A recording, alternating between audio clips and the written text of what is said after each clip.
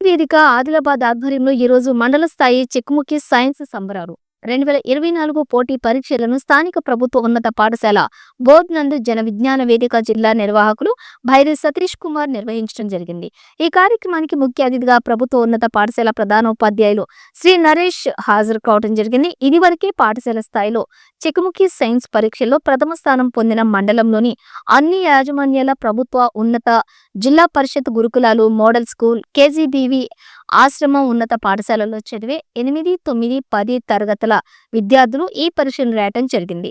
ఈ సందర్భంగా నరేష్ సార్ మాట్లాడుతూ చిన్నతనం నుండే సైన్స్ పట్ల శాస్త్రీయ దృక్పథాన్ని పెంపొందించుకోవాలని, మూఢనమ్మకాలను నమ్మవద్దని, వైజ్ఞానిక దృక్పథాన్ని అలవర్చుకోవాలని తెలిపారు.